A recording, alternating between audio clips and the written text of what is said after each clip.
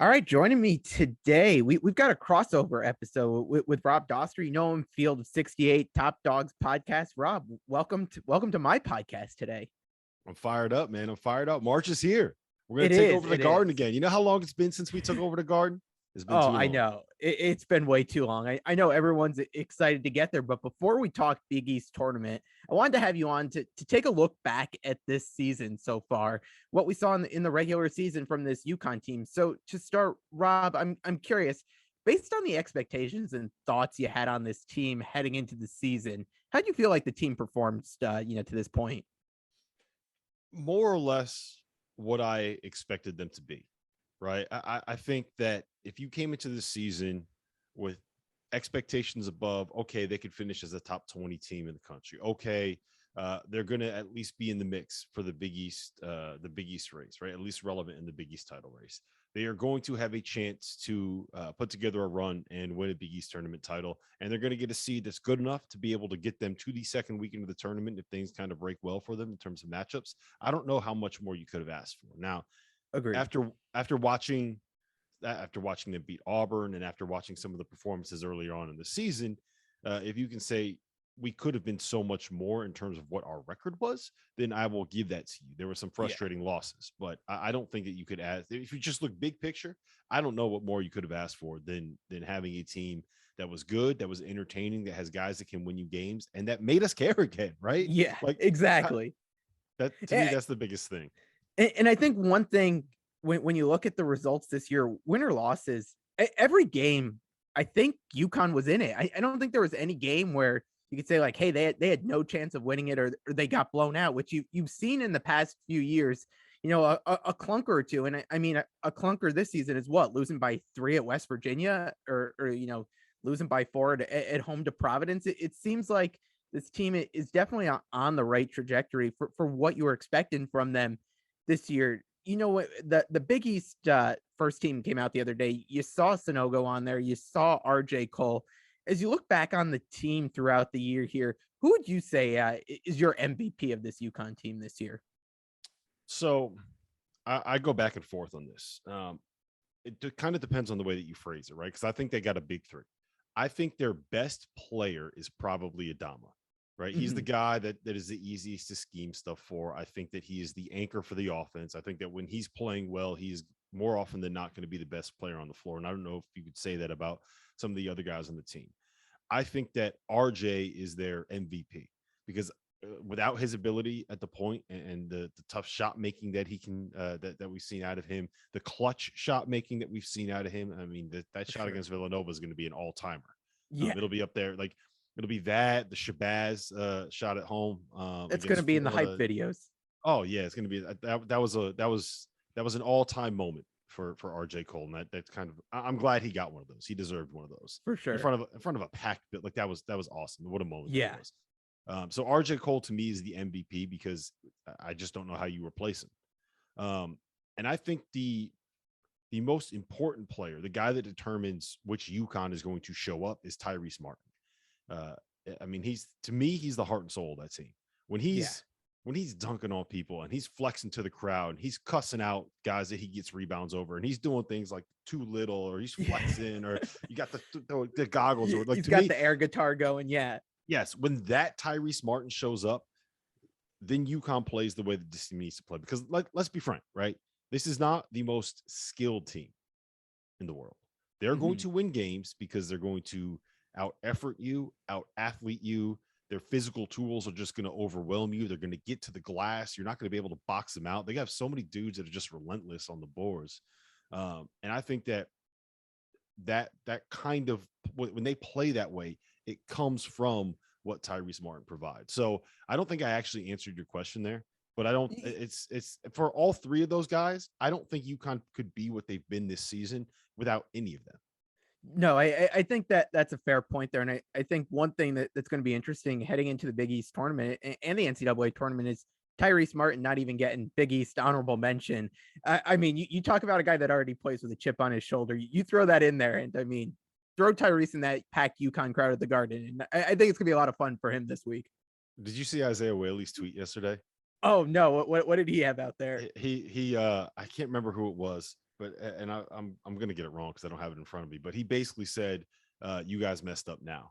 He was quote tweeting someone saying that Tyrese Martin wasn't on one of the Big East Yeah. all conference teams. Like, you guys, you woke them up now or something. Let me see if I can find it so I know exactly what it was. But I saw that and I was like, oh yeah, here we go, angry Tyrese. There's nothing Yeah. better in this world than angry Tyrese. No, as soon as I saw the list out and then he wasn't on it, I'm like, I was just salivating at the idea of what he's going to Yeah. do at So MSG this the week. actual quote was, "Yeah, he's about to go crazy now."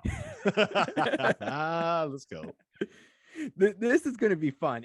And you mentioned the big three that they have here. And one thing that I think was interesting that you didn't necessarily see throughout most of the regular season, but you saw it in the finale against DePaul. And that's when RJ Cole has an off night.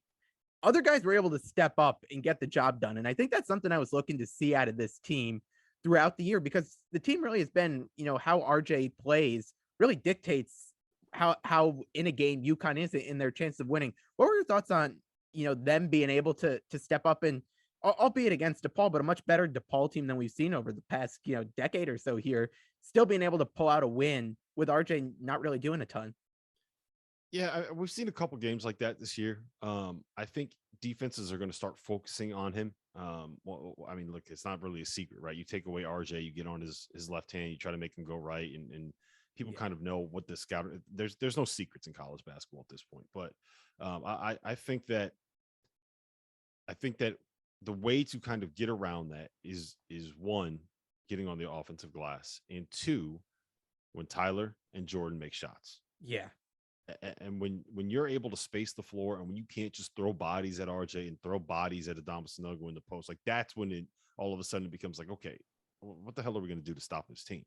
So um, we're yeah, they need that. They need Tyler to get hot in Madison Square Garden. They need Jordan Hawkins to show up in Madison Square Garden. And if they do, that's when UConn goes from being like a good, fun team that's going to be a pain to play against, and maybe they can grind out a win, to being like, oh, okay, this team is dangerous. When Yeah. those two guys get going. I think Tyler Polley's the really interesting guy to me. And one thing I've noticed about his game, especially the past maybe 3 or 4 games, is I've noticed he's not just taking threes. Like, he's driving to the basket. He's trying to add a little bit more to his game. And I think that throws a little bit of a wrinkle in the scouting report when you think about Tyler Polley and what he can do. What do you think of seeing him be able to do some things on the court now outside of maybe just popping threes? Yeah, I mean, it's kind of what we've been waiting for Yeah. basically his entire career, right? Like, he's kind of that kid, that quintessential catch and shoot guy. Yeah. I do think he was settling at the start of the season. Like, there was one point in the year where he was shooting like 26% from three on the season, and that's just He's much better than that. he's way too good of a shooter to do that. And Yeah. I think that it got to the point where he was maybe just relying a little bit on, okay, forcing, I got to get these threes up. This is what I am. I'm a 3-point shooter. So to me, that's a little bit of a sign of confidence, right? Like, if you're doing something that is not your best skill, then it means that you're playing with confidence. And Yeah. basketball is all about confidence. So I'm glad to see him doing some of those things. And honestly, like, look, Jordan kind of is what he is at this point, right? I think that he is very much a freshman that is not physically ready for what you get in the Big East. He's probably 170 pounds soaking wet. Like, that dude needs an off season in the strength and conditioning program. He needs to, you got to get this guy some hot dogs or something all summer long, make him eat burgers, send him to McDonald's, put 30 pounds of muscle on him. And all of a sudden we're talking about a kid that has a chance to be a first round pick one day, but he's not there. He's just, I mean, he's a freshman. The freshmen are freshmen for a reason, right? So I think he'll get there. Tyler, to me, is the guy. Like, if he gets hot for a couple of these games in Madison Square Garden in the NCAA tournament, that's when things get really exciting about what this group could end up being. Let me ask you this though. I'm curious, like, what would be a successful March for you? Because I kind of go back and forth on what it would actually be, right? Like, on the one hand, this is UConn, Right. we hang banners, right? But on the other hand, it does feel a little bit like there was an era that ended with 2014, and this is a new, like, you're rebuilding this program. Everything. Yeah. So what would be success for you? I think for this team, if they could make it to the Sweet 16, I think you chalk it up as a successful season. I know to some that's probably underplaying what they expect out of UConn teams, But the fact this team didn't even win an NCAA tournament game last year, I mean, it seems like year in and year out, since Hurley's been there, they've taken those incremental steps in building back to being a consistent team that can compete year in and year out. And I think that next step for them is to win a couple games in the tournament. I mean, I think Sweet 16 probably seems to be fair, just given where they've been all year in terms of a top 17 to 25 team there, and being able to be right on the verge there. They've shown they could play with these top teams in Auburn and Villanova. So I think depending on the draw they get, the bracket could open up for them. But I mean, I certainly have some teams based on the seed lines I've seen that I wouldn't mind seeing them play. But I'm curious then to throw it back to you. Do you agree, or are you looking higher than Sweet 16 for this team? I don't want to set my expectations on Sweet 16 or bust. So to me, it's win a game, right? Because in all Yeah. likelihood, UConn's probably unless they win the Big East tournament, we're probably looking at a 5 seed. Yeah. Maybe that last 4 seed. And even if you're there, like these are the teams that are in that 5-6 line right now on bracket matrix: Providence, UCLA, Illinois, Arkansas, Houston, Texas, and St. Mary's. If they're a 5 seed, they're going to get one of UCLA, Illinois, or Arkansas in the second round.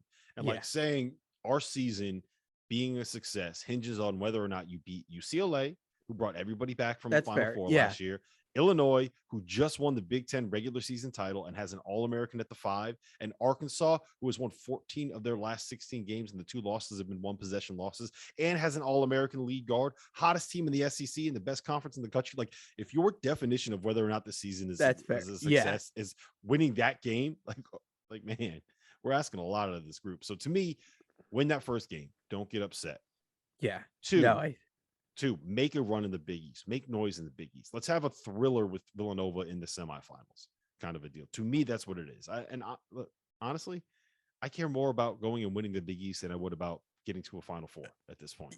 You know what? I was part of me was thinking that the other day, and I was debating if I was going crazy thinking that, given the success you've seen out of this UConn team. But this really being the first Big East tournament where you got fans back and the teams competing with these top teams. I mean, you go on a run there, and I think nothing can really beat that. I mean, I think that might be the all-time satisfaction. All right, so let me. I'm going to put this on you right now, Jared. You ready? You have a choice. UConn wins the Big East tournament, or UConn gets to the Elite Eight. I'm not going to say whether or not they win that Elite Eight game, but you are going to. Your choice is either they win the Big East tournament or a guaranteed trip to the Elite Eight. Oh, you know what? This year, I think the Big East tournament might give me the most satisfaction. I really do. I mean, I think that means you're beating Villanova again, probably, as long as nothing funky happens in the bracket there. And if ultimately, I wanted this UConn Providence rematch that hasn't happened all year, and if you could get that in the finals, I mean, I think that would probably be very satisfying to a lot of UConn fans. Can you imagine if it was UConn Providence in the Big East tournament title game in Madison Square Garden? It'd be insane. I mean, I'm already looking. I mean, Thursday night I think is already going to be, and we'll talk about this when we switch over to your feed for the tournament preview. But you've got UConn Seton Hall Thursday night at 9:30. I mean, you got 2 fan bases close to the Garden. That place is going to be chaos. Yeah, the night session at the Big East tournament for Thursday, assuming that seeds hold, is going to be Villanova St. John's and UConn Seton Hall, which is it's going to be electric, man. I'm going to be there. I cannot tell you how excited I am to be back in that building again finally. And it's been too long since we were able to make the Garden our home. It really has been too long since we could make the Garden our home. Exactly. And that's why this year I feel like in particular the Big East championship could mean a little bit more than a deeper NCAA tournament run. Yeah, and look, I don't want to say I would not be appreciative of getting to a Final Four, right? Like that's obviously the pinnacle of the sport. It's the best thing that you could do. Imagining all of those UConn fans showing up for the live shows that the Field of 68 is going to be doing in New Orleans is that's the dream, right? That's to have a building full of UConn fans where I could sit there and drink beers with them on Bourbon Street. Like it'll never get better than that. It doesn't get better than that. Yeah. Drinking beers and ripping shots of hot sauce. Like, is there anything else that you would want to do in New Orleans? But the idea of beating Providence in Madison Square Garden in the title game of the Big East tournament, like that'd be pretty fantastic too. Bottom line is this, right? I am so appreciative of what UConn being back in the Big East means, of Yeah. what Dan Hurley making this program relevant again means, of the fact that we could sit here and have this conversation and not have it be like, yeah, you know what, maybe they'll win the AAC as an 8 seed, Yeah. but you know, we Yeah. got to get by Tulsa in the first round. Like, fuck that, man. Yeah. No. I mean, you take this every day of the week. I know we'll wrap with the regular season preview. So I've got to ask, looking back on the regular season, favorite win for you of the season? Villanova. Yeah, agreed. Yeah, I thought there was like a 2% chance you maybe say Auburn, but just given how crazy that game was. But I think nothing can beat beating Villanova in front of 16,000 fans in Hartford in a crazy crowd there at the end like they did. The Auburn game might have been the best game of the season, right? Like just Yeah, college basketball, period. I don't know how many games were better, more exciting, more well played. The shot making, the insanity, like the crazy twist. Remember, people forget Jordan Hawkins just dropped the ball at the end of an overtime and gave it back to Auburn to tie the game. It was like, what the fuck's going on?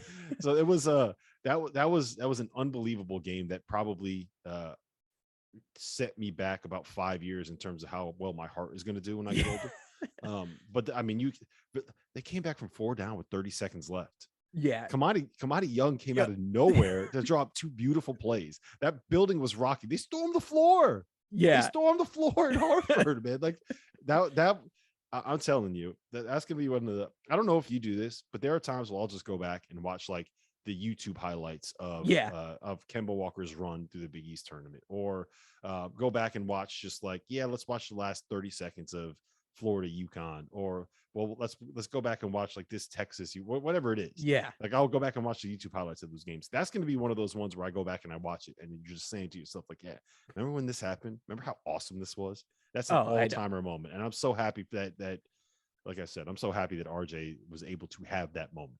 Yeah. And speaking of guys getting their moment too, Tyler Polley's a guy who's been through thick and thin with this UConn team. For him to get his moment in that game too and nail that huge 3 to keep him right in that game, I think was huge too. So I think what the biggest problem there was, the biggest issue with that win is that Kamani's probably going to end up getting a job out of it at some point. And like we need to keep that man a secret for a little bit longer. We shouldn't have let people know what he was. No, I already if you've been part of the Twitter Spaces crowd here, you've already seen UMass is clamoring for him, but it'll be interesting to see what happens there. But I hope he can do better than UMass. That UMass is where careers go to die. Yeah. Oh, well, Rob, I appreciate you taking the time to hop on Connecticut Scoreboard podcast today to recap this UConn season. I look forward to joining you on your channel on Top Dogs to do some Big East tournament preview. Go Huskies.